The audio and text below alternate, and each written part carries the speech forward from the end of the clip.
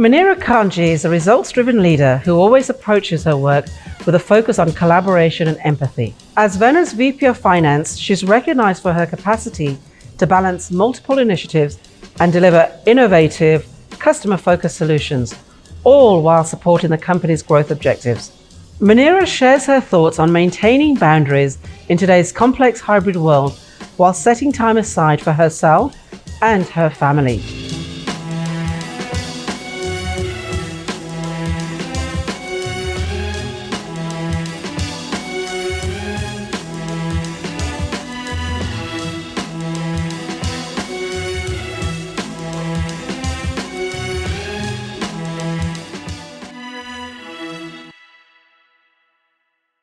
Why did you choose finance? My finance journey actually starts not with finance, it starts with the sciences. I was interested in doing pharmacology, toxicology, and that's my first course of study that I took. Hit a couple of challenges along the way, segued into an MBA and then into a CA designation. In terms of, I guess, the breadth or scope of my work, it spanned going out and doing divestitures, M&A, to building systems and reporting structures, to implementing things like SOX, when SOC first came to Canada, building out a program for that, implementing standards, and more importantly, building teams, I think. So that's kind of been my career journey with finance. What's your proudest achievement so far, and what impact did it make? Building teams wherever I've been, building those relationships, forging and growing with the team, growing the team, growing the people on the team. And I think, the kudos that comes to me is when they pick up the phone and call me to say thank you because I just got promoted, I have a new job, and call out the fact that you were part of their journey and they remember that. To me, that is what I would probably put as my proudest accomplishment. I really love that. How would you describe a successful work-life balance?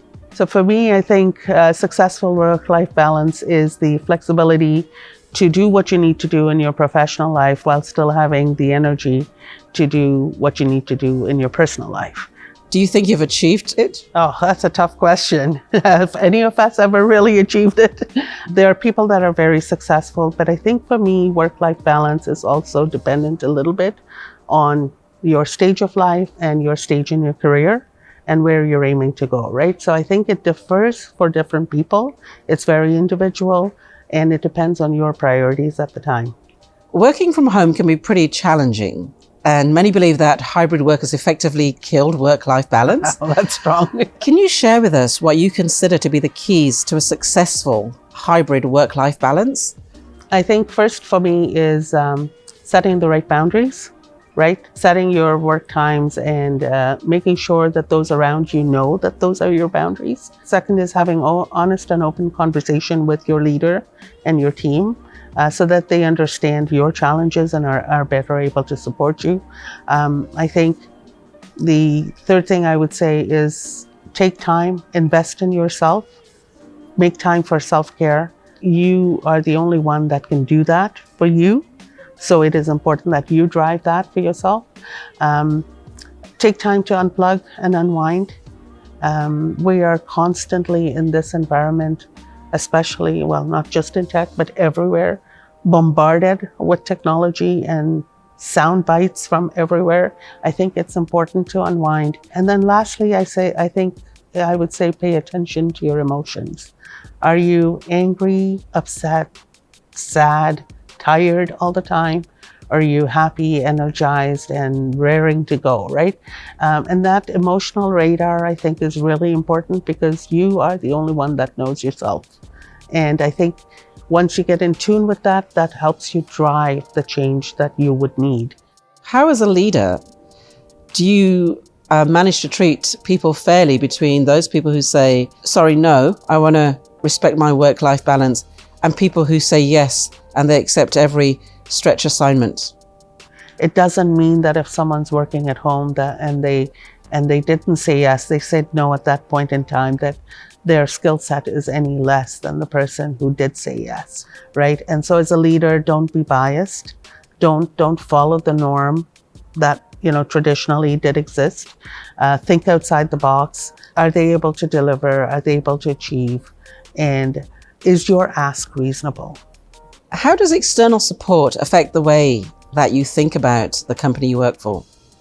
I think people are making intentional choices about where they want to go and who they want to partner with and work for, right? So I think the more the company is able to facilitate flexibility, whether it's through technology, through some of the services that they offer, any of those kind of things, I think help build that goodwill in employees, and that make people want to stay there longer.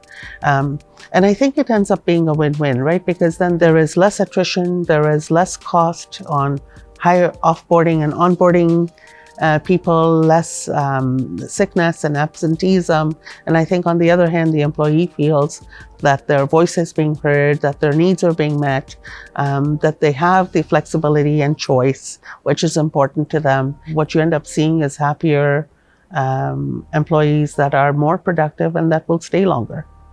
How, as a finance leader, have you been able to provide support for your team to get to find the right work-life balance?